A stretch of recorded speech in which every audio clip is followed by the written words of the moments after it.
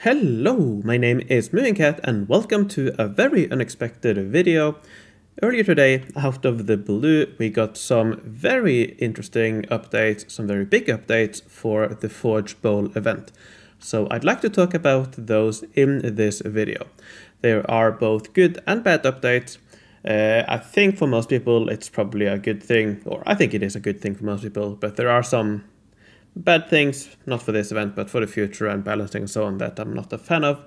Anyways, let's just jump straight into it. The biggest change, you might have already noticed, they have updated the daily specials. So now, probably most importantly, the Sentinel Outpost Selection Kit is available as a daily special this event. In addition to that, we also have the Checkmate Square that is available. You can also get the cider mill. The Finnish special production that has been changed from fragments to a full kit. The special production, this should be goods production actually. The Finnish goods production that has been changed, so that doesn't require or give fragments anymore in the daily specials. For the Finnish special production item, you do still get fragments. So yeah, this should be goods. So for the ones that boosts or completes your goods buildings, that has now been changed, so you get a full item instead of, I believe it was 15 or 10 fragments previously. Anyways, so that's the biggest change, and I think for most people, well, this is a very welcome change. I think for now it makes the Sentinel Outpost the go-to reward, I think, for most people. I'm going to go for it myself on my world. My worlds, all of them. So yeah, that's very nice to see. The other big change is that Pergola upgrade kits have been added to the event pass. Now, they had this in the winter event, but now instead of giving them after the regular rewards, or after all the kits needed for the first building, they now start giving them right away. So you can see one here on this page, one here. I think it's one per page. Here we have two. So every three. Okay, a little bit, little bit awkwardly spaced there actually. But yeah, basically you get one, a lot of them from the event pass if you buy that. And now you can also see here that the Pergola level 1 building, the second one, has been moved in quite a lot earlier than it was before. But as you can see, it is between two regular grand prizes, so at least they haven't messed up the balancing here for the grand prizes. This level 1 building here is meant for those who have the event pass as well, because we have 3 levels here. And then if we go back here to the grand prizes, so 3, we have 4, 5, 6, 7, 8, 9, 10, 11 levels. So this will be the 12th one, so the first one you need for a second building if you get the event pass. If you don't get the event pass, you will get this long before you get the first level of first building fully leveled. But again, because it is between two upgrade kits, you don't actually lose any progress if you are a free-to-play player. So I think it's an all right balance between that. I think they just could have moved this up to the second line, but it's all right. I don't really mind it. You still need to get here, one of these, to get the main building fully leveled without the event pass. This one if you end in the leagues, this one if you don't. So if you end up in the top 20%, you only need 1040 yards. If not, you need to go all the way here. That hasn't changed. So what do I think about this? I am not, even though this doesn't really affect the free-to-play players, the balancing there is still the same as it was before. I am still a bit annoyed about this. And the main reason is that the event balancing this year, as I've gone over in previous videos, it's a lot worse than previous years. But now it seems that the way they wanted to compensate for that is to incentivize people to spend real money. And just as a reminder again, you do have to spend real money now to buy the event pass. You can't get it for diamonds anymore.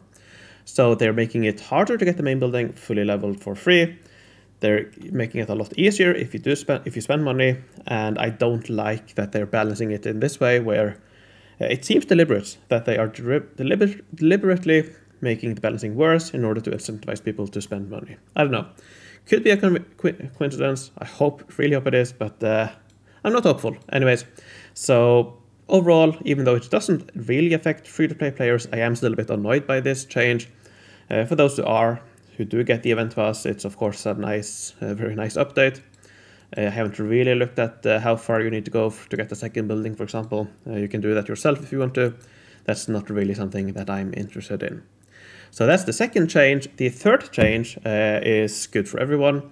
The Pergola has been updated slightly. So if you go in-game here, we can see now that the pizzeria, previously it gave 3 forge points, it now gives 6 forge points. You also, yeah, that's the change, and you also get, here you can see, 10% defense boost for attacking army. That is between 8 and 10, according to this announcement here. Between 8 and 10 defense boost for attacking army, and that again is for both of these. The bistro here has also gotten an additional 5 goods. I would still go for the bistro. I think those additional goods are worth more, but yeah, that's up to you what you prefer of the forge points or goods. And I think also personally I do still want more fragments of 1-up kit, I believe. Although I could use some store buildings as well, so yeah, I'm probably still going to go for the bistro myself. All right, so that's the big changes for the event. Very big changes, and luckily they announced it here on the US forum. I didn't see any announcements in the EN forum, but perhaps they will add that in the future. So yeah, some very big changes, mostly positive, and one, even though it doesn't affect free-to-play players, it's still a bit annoying, the event pass changes. So that means that my recommended strategy for this event, well, my recommendation now is to go all out for daily specials, to go for the Sentinel, and I don't know. Personally, I am probably not going to go for the ultimate coach. I'm probably just going to go for special coach to go for daily specials, because yeah, I don't want the Pergola that much. With the recent change, it is no, quite a bit better than it was before, but I don't know if it is worth 500 diamonds to me personally. But if it is, then I would go for the diamond coach. I probably would not go for the progress coach now. So I would either go for daily specials with special coach, or if you want both daily specials and the grand building, go for the ultimate coach. That would be my compromise. And then if you go for daily specials this year, you will probably get 9 levels of the Pergola. So I wouldn't place it. If you look at 9 levels, that's not a lot of stats, but you can save it for next year, pick up the remaining levels you need then. And next year, actually, if the balancing is similar, you can probably pick up 2 or even 2 additional and finish the one from this year. So yeah, that would be my new recommendations, I suppose.